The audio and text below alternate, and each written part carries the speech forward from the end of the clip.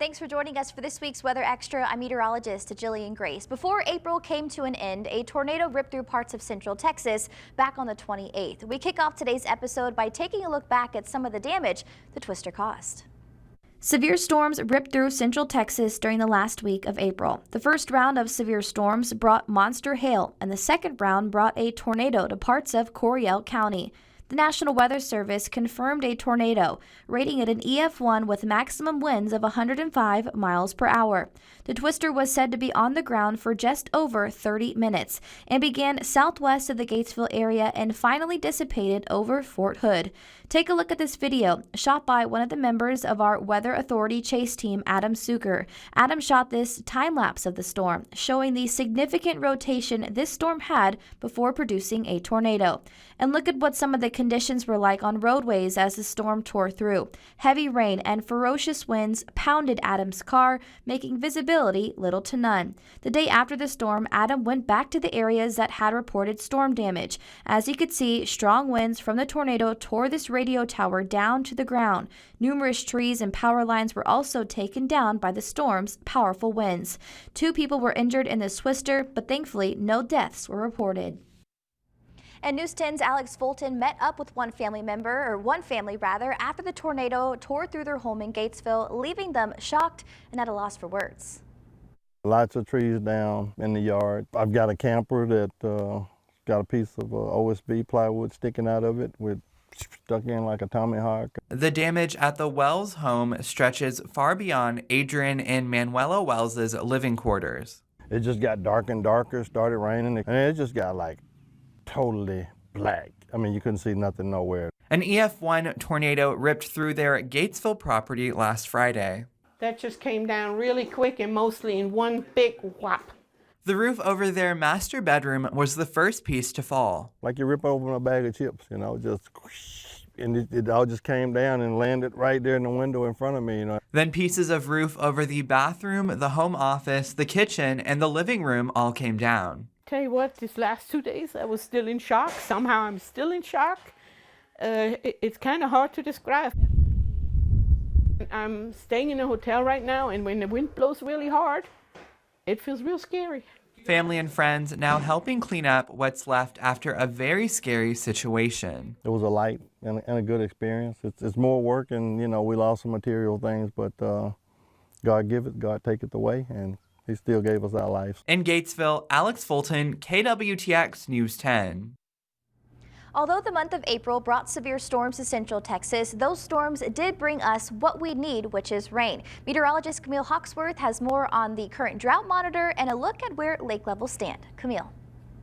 If you go back just 8 months ago, we had extreme droughts across a majority of the state, including central Texas. Now, this is what it looked like in October of 2022, where we needed rainfall to get out of the drought. Just honing in here on central Texas, you'll notice the red color and the yellow color there. That means we needed over an inch of rain, 9 to 12 inches of rain in some spots to get out of the drought, and 12 to 15 inches of rain to get out of the drought in the peak part of central Texas. Now, fast forward to just a month ago, we had a little bit of rainfall come through. That was nice throughout the winter months, not quite enough to get the drought really gone across central Texas. We still have the extreme drought for a majority of west central Texas, including Waco, Hamilton, Gatesville, most of Bell County, down towards Lampasas, Burnett, and even parts of Williamson County as well.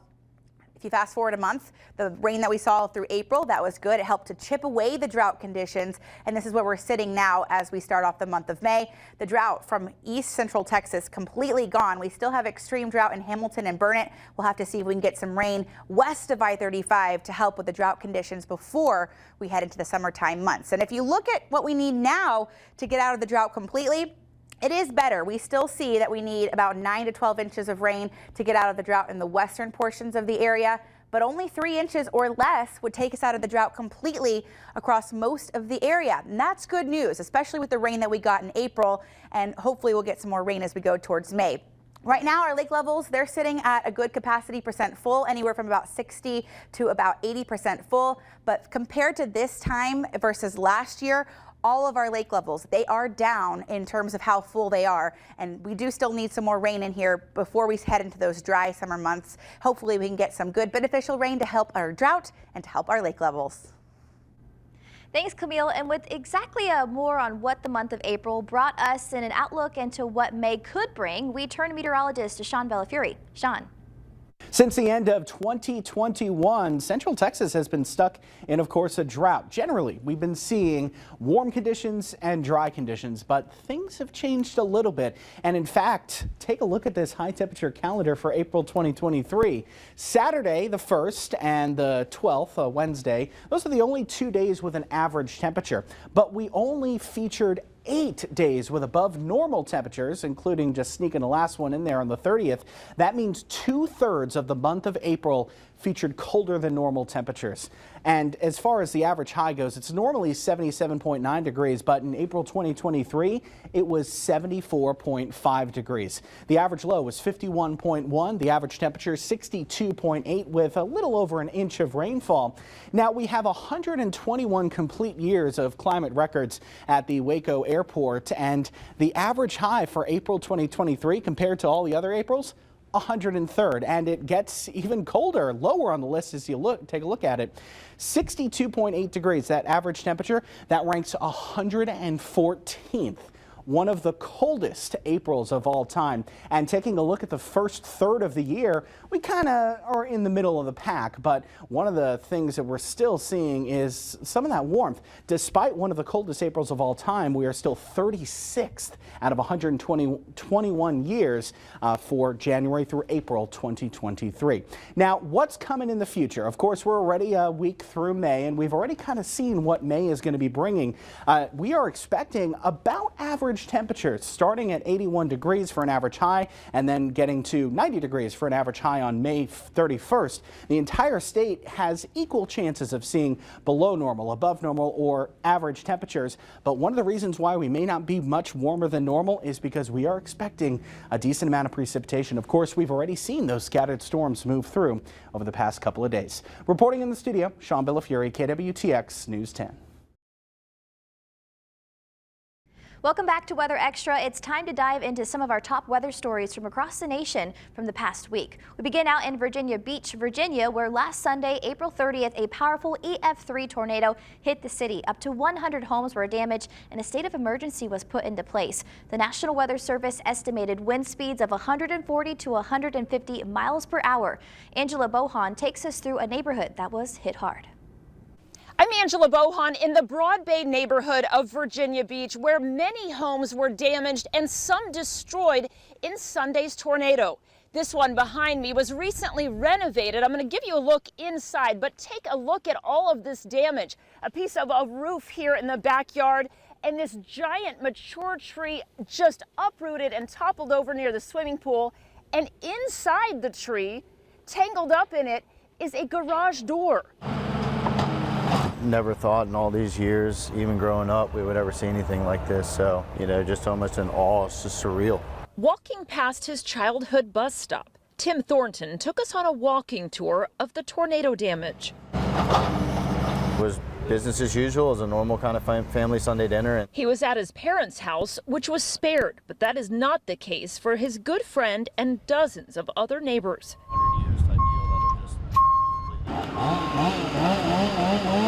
You can see his garage door was completely sucked off the side of his house. That door now tangled in a tree. You're a realtor too. Have you seen damage like this personally? I have not seen damage like this personally. I have been involved in fires and floods and nothing like this though. The owner, who was home during the tornado, didn't want to talk on camera, but with his permission, we took a quick look inside to see the force of Mother Nature. Ended up underneath his bed and woke up to his house being exactly as you see it. This house had recently been renovated. Now shattered glass everywhere, and this is the view out their kitchen window, a gaping hole where the fireplace once stood. So not having a single person hurt in any of this, at least with any life-threatening injuries, is absolutely just a miracle all on its own.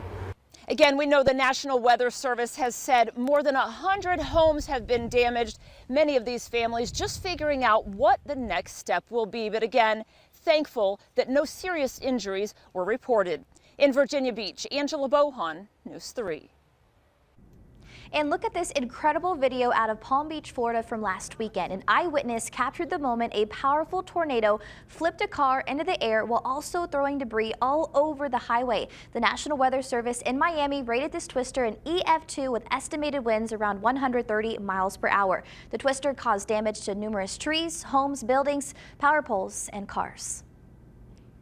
An interstate in central Illinois finally reopened earlier this week after a massive dust storm caused more than 70 cars to crash on Monday, which ended up taking the life of 7 people. Ferocious winds picked up dirt from newly plowed fields and took over the highway, leaving zero visibility, blinding drivers. Julia Rozier heard from survivors about the havoc that ensued when the dust storm hit.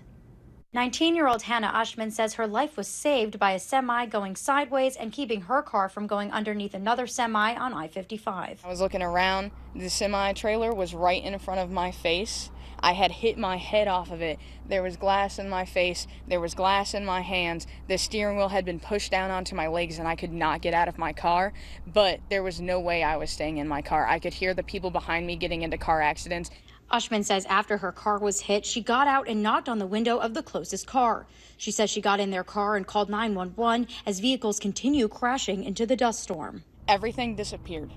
You could not see anything. It got so dark outside, there was no light from the sun. It was completely dark. It just sounded like a bomb went off because of how hard people were hitting other people.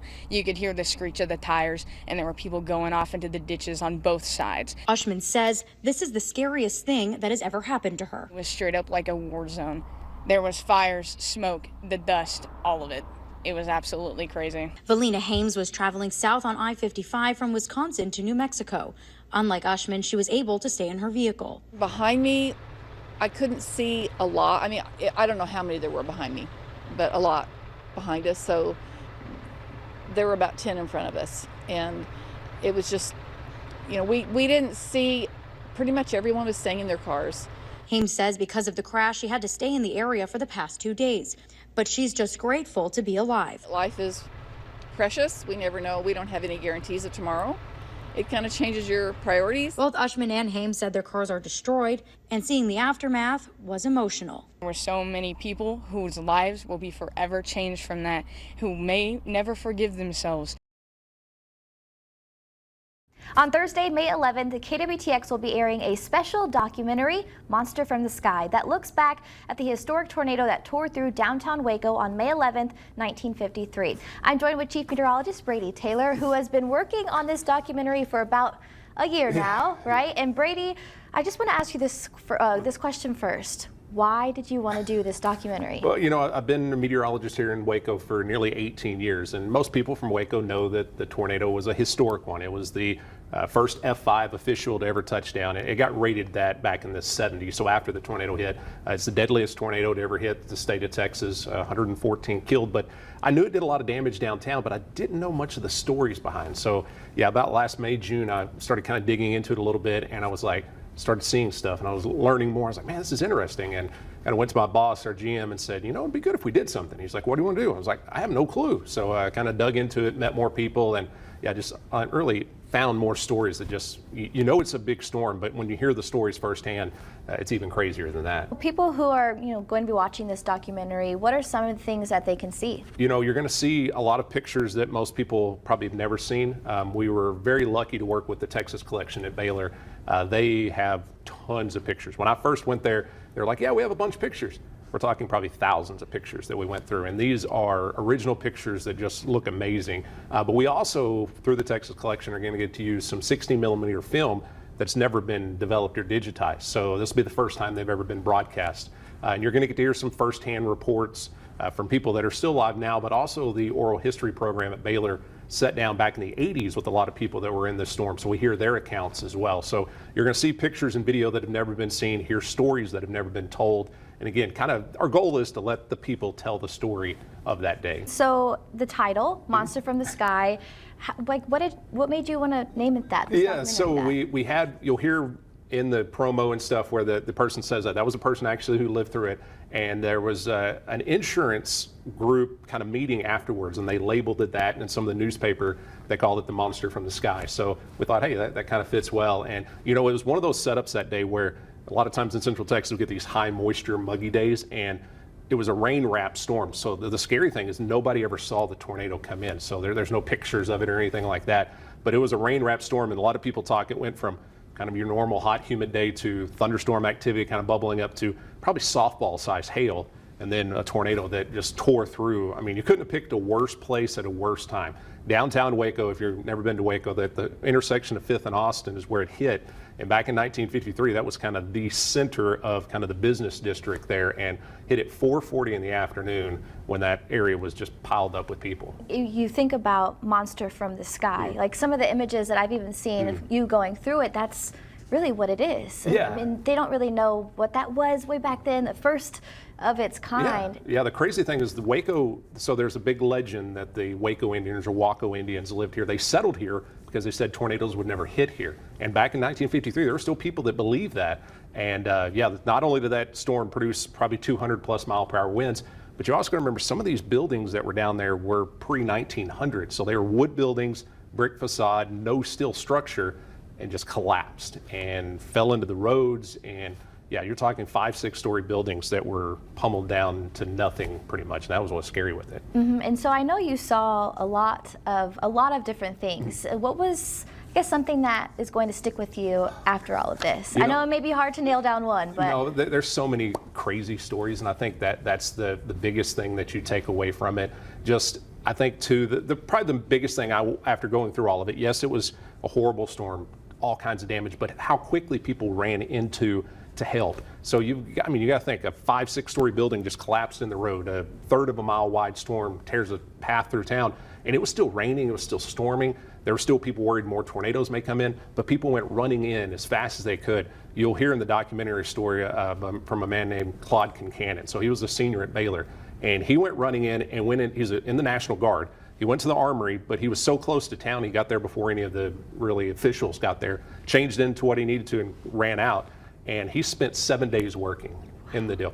So by the time he finally got home, he got a knock on his door, and it was the National Guard because they declared him AWOL because he had never checked in. Wow. So he was like, I wasn't AWOL, I was here working the whole time. So stuff like that, where people risk their life and limb to try to help other people. But you know, you can still see some of the impacts even 70 years later downtown, as we talk about that some as well, where parking lots are now. There was buildings there. So we try to talk a little bit about the architecture, but really the people's stories of the people that went through it, but also the people that went in to help those people as well. One more time, when does it air, and then where can people watch it? Yeah, so May 11th at 6 p.m. on KWTX and KWTX.com, and that's where you can watch it. And a big thank you to Texas Farm Bureau. They are working with us. We'll be able to air it commercial free. So an hour-long documentary. It'll cover up our 6 p.m. newscast. But again, if you can't catch it right at 6, it'll be on our website, KWTX.com/Waco Tornado. Welcome back to Weather Extra. You just saw Brady Taylor and myself sit down and talk about the documentary he's been working on for just about a year now called Monster from the Sky. The hour-long documentary will air at 6 p.m. this upcoming Thursday. But right now we have a trailer we want to share with you. Take a look. I noticed that the storm was coming in, and suddenly everything turned extremely dark. Here in the Joy Theater, the lights went out. And of course the movie stopped. About that time is when it started getting bad. I never had a chance to get out of the car. They could not have hit at a worse time. And so I decided that I would go out to the lobby and got up and started up the side aisle. And then the ceiling came in. My wife caught me on the telephone. She wanted to know if I had heard on the radio that there had been a tornado alert. So Mother stopped as we got to the railroad tracks when the headlights would no longer penetrate the darkness. the first tornado in the history of Waco, Texas, and it had to enter the very heart of the city.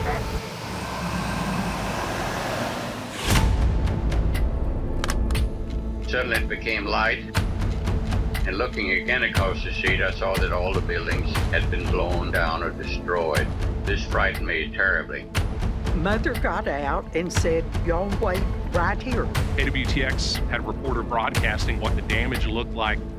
Well, it looked like a battlefield. You get that feeling when you've been around Texas long that something's about to hit.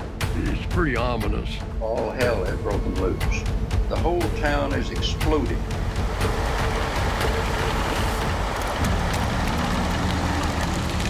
It was described at that time as the monster from the sky.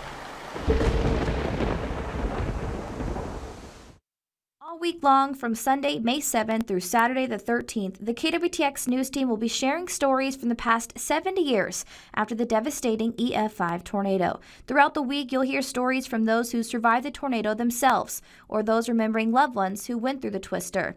We'll also share stories about some of the historic buildings that were downtown 70 years ago when the twister struck, and learn more about the damage caused back then and how the buildings are to this day. So make sure to watch the 10 p.m. newscast on KWTX News 10 throughout this week to catch these incredible stories as the 70th anniversary of the deadly Waco tornado arrives. As you just saw, we have so much coming up for you this week as the Waco tornado anniversary approaches. But as a reminder, before we go, you'll want to tune in this upcoming Thursday, May 11th, for that 1-hour documentary, Monster from the Sky, that airs from 6 to 7 p.m. on KWTX. That's all we have for you for this week's episode of Weather Extra. Have a great week. See you next time.